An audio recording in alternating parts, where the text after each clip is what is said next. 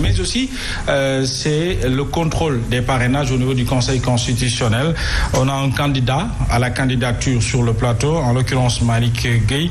Alors, j'ai information bi mooy tey da nga déposer recours ca Conseil constitutionnel.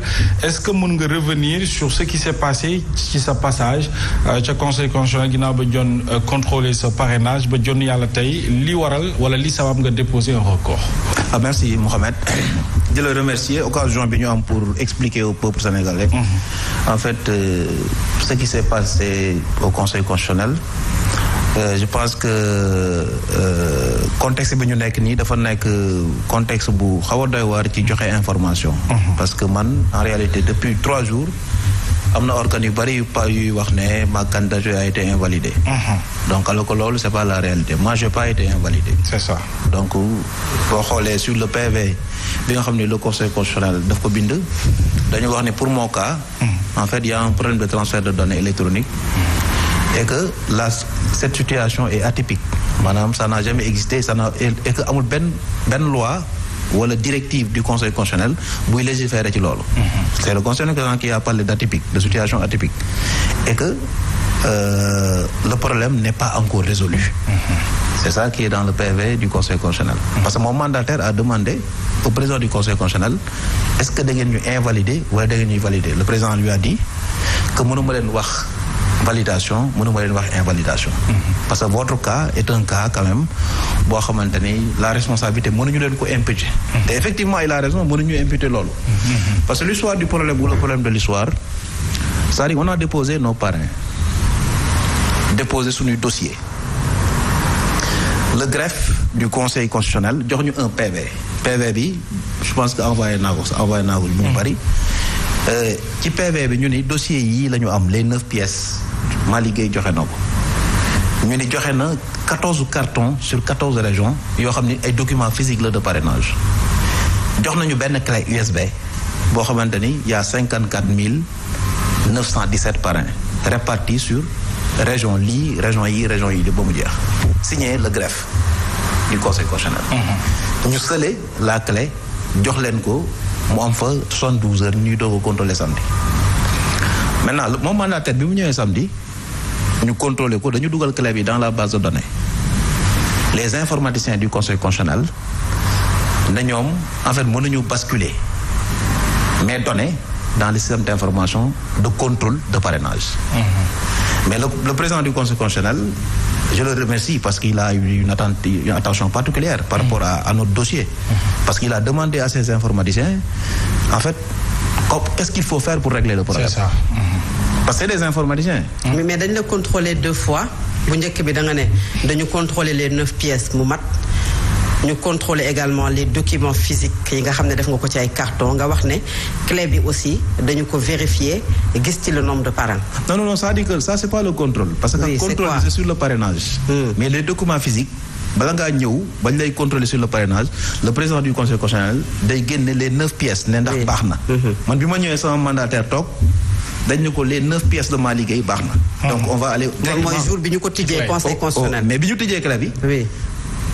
Donc c'est benn contrôle dans l'image de la machine ci vidéoprojecteur bi ñu teg da ngay gis les parrains maanaam sama dossier da ngay gis que Dakar j'ai 10 441.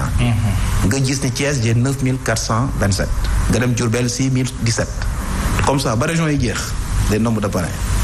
Mais le problème mooy c'est que les informaticiens du Conseil constitutionnel qui ne sont pas des informaticiens du Conseil constitutionnel, c'est les informaticiens de la DGE, la Direction générale des élections. Oui. Parce que la DGE c'est pas le Conseil constitutionnel. Absolument. Voilà donc ñoo en fait ne ñoom xereñu ñu noonu laa ko mën a waxee parce que man waxuma seen compétence wala seen incompétence parce que man mes informaticiens bi ñu ñëwaatee wax nañ Conseil constitutionnel te là dans la requête bi mu bind wax naa leen ne mes informaticiens mën nañ basculer affaire bi dans le système d'information. Parce que ñenn ñi en fait waxuma ne je suis pas dans le débat générationnel mais ñëpp xam nañu informatique les ingénieurs d'aujourd'hui sont différents en termes d'évolution programme c'est pas péjoratif. Les ingénieurs d'hier. Je dis pas que le Conseil constitutionnel la Direction générale des élections war nañ xoolaat le niveau des informaticiens de la DGE mais la présomption est là. Donc man sama cas peut-être dina am lenn lu mu jariñ parce que li muy jariñ pour ëllëg mooy que conseil constitutionnel bu élection amatee dafa war a def appel d'offre pour que ñu jël les meilleurs informaticiens mu ñu nekk des informaticiens indépendants. donc mën nañ jàpp pour le candidat à la candidature Malick Gueye mbir mi yeggul ci validation wala invalidation. non mais c'est après recours bi nga déposé encore décidé. Oui. Et le recours. après recours bi lan mon mandataire vient de m'informer tout à l'heure bi may yéeg Sen TV. que le recours a été accepté par le président du conseil. très bien donc ils vont statuer. ci mbir mi. pour wax ma benn. ban jour lañ may contrôler. Très bien. Parce que dans la requête c'est pas un recours parce que un recours c'est après la décision du conseil constitutionnel. Oui. C'est une requête que j'ai faite. Oui.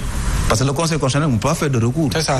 Oui, requête on va. Mais bon voilà la requête li ma ci wax mooy nañ ma contrôler sur la base des 12. yi nga xam ñoo ma jiitu. waaw loolu laa doon bëgg a wax parce que aujourd'hui bu ñu la contrôler alors que ñi la jiitu mu ngi ci 20. parce que tey encore 10 daanaka jàll nañu bu boobaa les doublons externes mën nañu ko fekk ci sa bos est-ce que du la poser préjudice. waaw non mais c'est-à-dire que le problème qui se pose mooy loolu mënta poser problème parce que informaticiens yi dañuy génne base ñi nga xam ni maa leen jiitu bàyyi fa base ñi ma jiitu contrôler leen. buñ ne nag mënatuñ ko def parce que l'informatique. yow loolu nga bëgg mais c'est parce que le conseil constitutionnel. non le conseil constitutionnel maa ngi xaar seen décision. mais man li ma ñaan le conseil constitutionnel. mooy en fait. nañ ma contrôler de manière juste. parce que dañu tirage au sort de manière démocratique. mu leer tirage au sort bi kenn contesté wu ko. ma ñëw 13e position en terme de dépôt. 13e boobu dafa resté ba tey. donc mënuma une situation boo xam ne man créé wu ma ko man li ma man Fatou Abdou mooy dem déposer ay parrains dem indi samay pièces. mais pourquoi sur 20 candidats yow daanaka sa clé inexploitable. kenn mënu ko exploiter. non c'est pas la clé n'est pas inexploitable. c'est quoi le problème ci en fait c'est-à-dire que mënuñu ko jëfandikoo. man j'ai pas touché la clé. Oui. La clé du ministère de l'Intérieur de la DG je l'ai pas touché. mes informaticiens n'ont pas touché cette clé. Ils ont travaillé sur mode driver. Peut-être nag loolu c'est une méthode moderne que les jeunes informaticiens ont fait. Ils ont partagé la clé comprenez que sur driver. Est-ce qu'il fallait pas rester sur les méthodes anciennes? On n'a pas changé les données. Mais on a utilisé des enregistrements par région.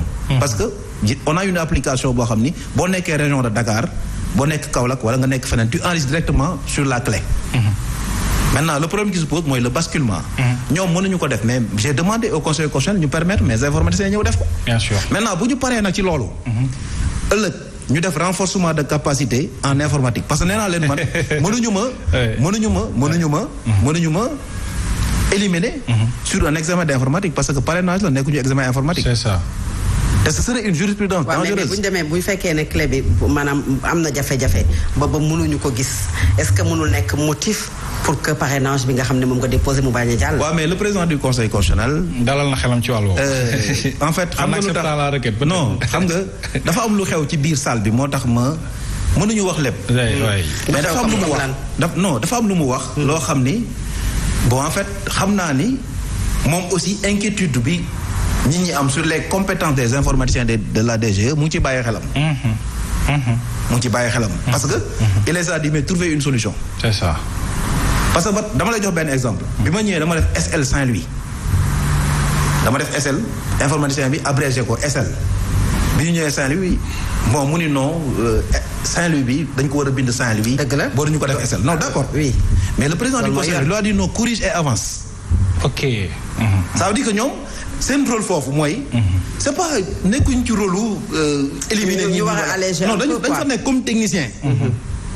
en présomption waruñu nekk dans une dynamique négative d'élimination. mais est-ce que le président Bougane n'a-t-il pas eu raison sur tous les leaders de l'opposition parce que li ñu jàpp mooy wala lu ñu gis mooy les seuls motifs de rejet pour les leaders les plus en vue bokk na ci une clé wax na ko léegi Fatou Abdou incompatible ou inexploitable par les techniciens du conseil constitutionnel plusieurs parrains inconnus du fichier bien que disposant de cartes d'électeurs est-ce que yéen a ngi doon séntu véritablement et puis sur le plan technique comme ni nga ko expliqué nii c'est jafe-jafe yi nga xam te ñu ngi koy dund. ci non si parce que man si vous vous rappelez bien Bougane a eu raison sur tout le monde. parce que il nous a même permis man j'ai 2 clés que la DGE m'a donné. oui. si vous vous rappelez bien j'avais le même problème. on se rappelle. j'avais le même problème que Bougane dama am clé. toog quelque temps am des problèmes sur ma clé ma dem DGE bind lettre. lettre bi dama ko annexé sur la requête du conseil constitutionnel. pour wax leen ne leen DG clé yi ñuy joxe bon voilà man clé bi ñu ma jox en 2e kii moom laa dugal sur en fait la requête bi ma def. ci lañ travaillé ñun on n'a pas travaillé sur d'autres clés. mais bu fekkee clé yooyu ñoo mën a am problème mais. donc la première bi nga yoroon dafa